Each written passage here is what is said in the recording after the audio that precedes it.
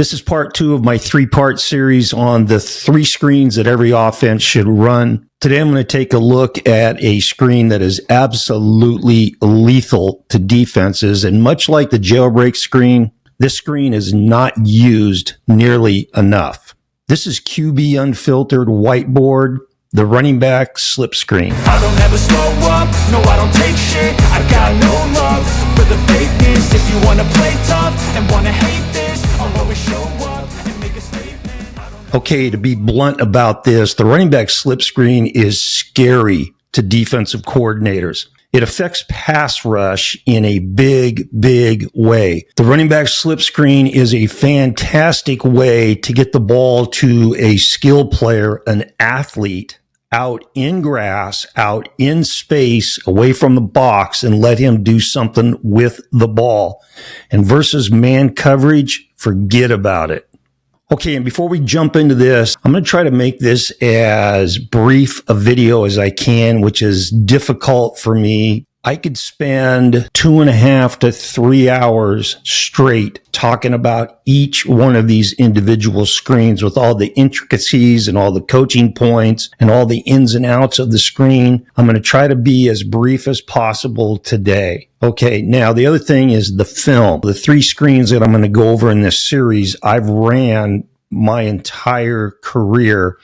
But unfortunately, the college footage and clips of these screens are all sitting on VHS tapes. And so what the film is going to be, the clips are going to be that I'm going to show you are from the last job that I had, which was before I retired, where I was the offensive coordinator for a high school in Northern California called Annalee High School. Okay, here we go. So the running back slip screen, I called it Sugar and Honey. Sugar was to the right, Honey was to the left. We ran it to the back, and he's the number 5 guy. My receivers 1, 2, 3, and 4. My back was number 5. So it's 5 Sugar or 5 Honey. Now, some basics on this play.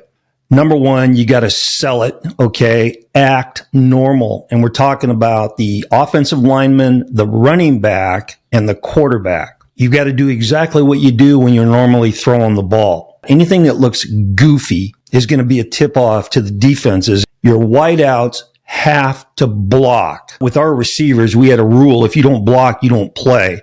You got to practice it. You have to practice Sugar and Honey. You have to have a dedicated team screen period, and you've got to incorporate individual mechanics and drill work into your indie period, especially the quarterback. Okay, and as we get into the assignments for the different positions, one of the big ones for the offensive line is you cannot assign defenders to the guards and the center. Okay, so you give them their track, you tell them where you want them to go, and then after that, they are looking for work. And just like the jailbreak screen, you want to keep both of your tackles in on pass protection. That's big. Okay. And the reason you do that is you don't need to release your tackles when you run these screens. You don't have to release them on any screens. They just get in the way. Plus, while they're getting in the way, they have a tendency to bring a defensive guy with them. So keep them in for pass protection always. Sugar and Honey, let's start with the offensive line.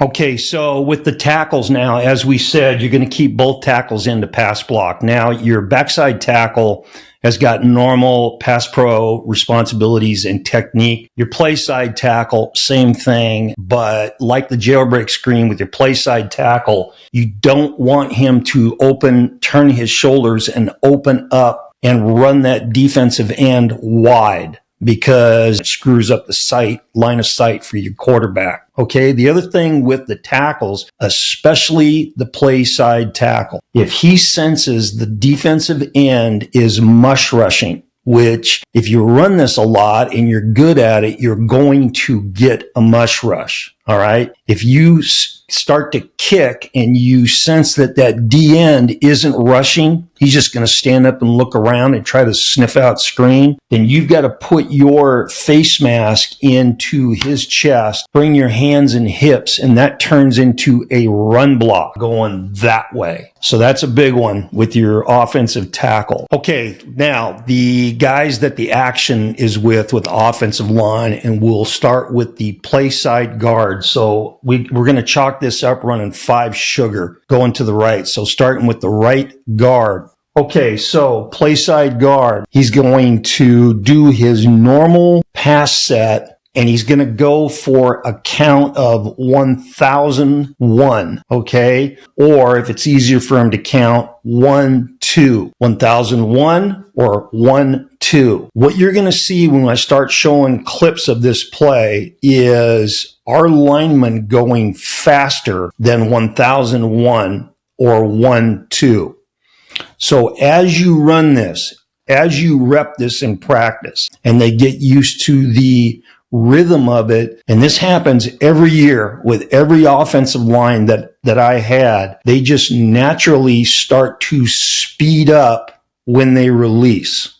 I never put the brakes on that ever because it never affected the screens. Okay, now with the guard, he's going to vertically set for his count, and then he's going to release flat. Okay, and he's releasing over the top of the tackle. So your tackle is kicking, vertically setting. Your guard is going to release over the top of him. The center now is going to do the same exact thing that the play side guard did. He's going to kick, vertically set for his count, and then he's going to release flat over the top of the tackle. Okay, and you tell your play side guard and your center to release flat and run towards the sideline. And you want to be about 8 to 10 yards outside the tackle box before you turn it up. And this is where the practice drill comes in, the dedicated screen period, which I'll talk about at the end of this video. But those guys are running flat. We're not concerned with blocking anybody in here. We're concerned with blocking guys out here. Now, the backside guard, he's going to set like he normally would, depending on what the front is. But he's going to kick. He's going to go through the same count system in his mind, and he is the rat killer.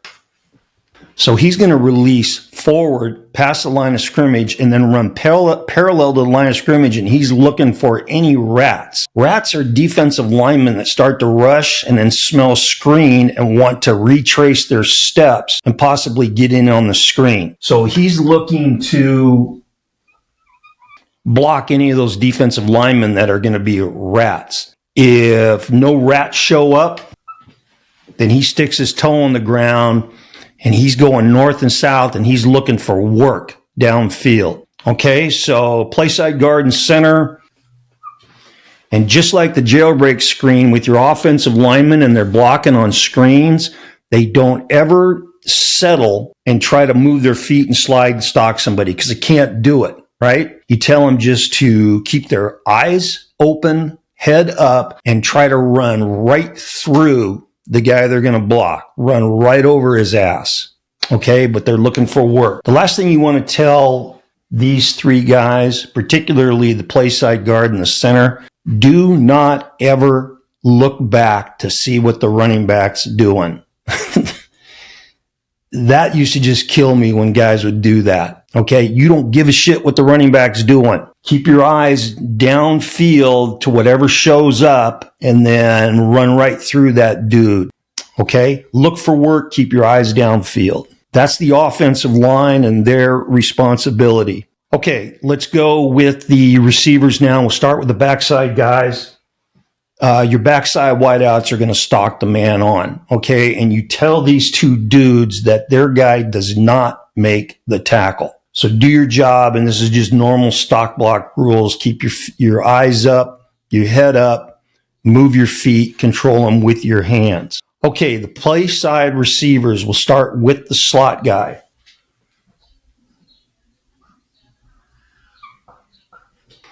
Your slot receiver is going to take 1 punch step, and then he's driving into the box, and his job is pin the first backer in the box. If they've got two backers in the box, he's pinning the guy over the guard. If they've got one guy in the box, he's pinning that middle linebacker. If they've got three guys in the box, stack backer, middle backer, stack backer, he's blocking that first backer in the box, that stacked backer. He's responsible for the linebackers in the box, not outside the box, in the box. And now this block is taught like this. Regardless of whether this guy sees you coming or not, this is not a kill shot. You're not leaving your feet and trying to launch yourself and drill this guy, because what happens when you do that, you end up bouncing off and it's just a waste of time. So you're going to sink down, come under control, head up, use your hands, work your feet, and just keep him pinned in the box. I'm going to show you an example. This is a great shot because it's directly in front of the camera, and you can see what this receiver's doing. Now, we're running this out of trips, but what he is executing here is exactly what the slot receiver would be doing. And watch his technique and how he pins the guy and doesn't try to drill his ass. He just blocks him and keeps him in the box. Okay, if that backer blitzes, if that first backer in the box blitzes, you work up to the next most dangerous guy. Now, that may be another linebacker that's starting to flow outside, or it may be working downfield trying to get a safety. Okay, the outside receiver to the play side. He's going with a 3-step stem, and then he sticks his toe in the ground, and now he's going and pinning the first safety. So if they're in 2 high, he's pinning that safety on the hash. If they're in 1 high, he's pinning that safety in center field. What this 1 punch step and go inside looks like to the defense, it looks like shallow cross. That's exactly how he runs shallow cross. What does it look like on a 3-step stem? Stick that outside foot in the ground and burst inside. It looks like a slant route. That's not that important against zone, but against man-to-man, that corner and slot defender are gone because they're chasing what they think are routes. And we'll talk about that more here in a second. This play, I said earlier, is lethal against man coverage. I would run this play when we were running 2-point play, right? I would run this play from the 1-yard line going in, from the 2, from the 3, from the 4. Anytime I knew we were getting man coverage, we would run sugar and honey, and you're going to see clips of this where this route, which the slot defender thinks is shallow cross, and that route, which the corner thinks is a slant route, those two guys are gone, and our guard and center are out on the perimeter with no one to block. There's nobody there. It's like stealing. This is a hell of a play against man coverage. Now let's go to the running back. His responsibility is this. He's going to line up to the screen side. Now, I'm going to give you one little adjustment that we would do occasionally, but usually he was lined up to the screen side. So we're going to run 5 sugar here. So he's lined up to the right. He made our protection calls for us, which was really unique, but our backs made our protection calls. So you want to make sure that he's making the sort call to the side of the screen. So we're going to zone it to that side and man it away from the screen. Here's what you got with your running back. On the snap of the ball, he's going to step up like he normally would for pass protection. Now, in pass protection, depending on the front, but usually the back is checking inside, outside to release. So he's going to step up and check inside, but when he steps up, he wants to be to the inside hip of the guard. All right, inside hip of the guard, and this is the key point on this, or one of the key points. Your running back triggers when your guard triggers. That's the way we used to tell it to our players. So in other words, your back doesn't release until the guard releases. So he's at the inside hip of that guard. He's selling pass protection with his body language and eyes. As soon as he senses that guard start to go, he goes. Now, his track, he's over the top of the tackle as well. And here's coaching point number 2. And this one is huge. He cannot get held by the defensive end or any defensive guy. His job, once he triggers and goes, is to get his ass outside the tackle box, because once he does that, we got to play. But as I said, you're going to have defensive ends that are going to mush rush and try to grab him and hold him. That can't happen. So we always told our back, this is a street fight. If you got a punch, karate chop, whatever, you get through anybody trying to grab and hold and get outside the tackle box. Okay. So he steps up to the inside of the guard. He's selling pass protection. That guard triggers, the back goes. Now, as soon as he gets outside the tackle box, he's snapping eyes to the QB, and he's looking over his back shoulder, if that makes sense. So if we're running 5 sugar here, he's looking back over his right shoulder as he's going flat to the sideline. He's expecting that football as soon as he gets outside the tackle, and once he catches it, we tell him, get to the sidewalk. Now, the sidewalk for us was just a way to term this area from the sideline to the numbers. You know, usually with a high school field, that's about, 10 yards, something like that. This area in here we called the sidewalk, just a cute little term we gave them. But we always said, when you catch this ball, backs, know this. All the defensive guys are inside, coming out, chasing you. So don't catch that ball and stick your toe in the ground and try to cut back inside. Get wide, get to the sidewalk, stay wide out in grass, and just read these guys, the blocks that they're making for you, and stay wide. Play out in grass, play out in space. Okay, now with the back, the other little wrinkle that we would use occasionally, it depended on the opponent we were playing, and this is a tendency breaker, is we would line the running back up opposite the side we were running sugar and honey to. So if I'm running 5 sugar here, in certain games, we would have the back line up opposite the screen. Okay, and then everything is just normal sugar procedure. Now on the snap of the ball, the running back crosses the quarterback's face. Again, he is selling pass protection, gets to the inside hip of the guard. When the guard triggers, he triggers.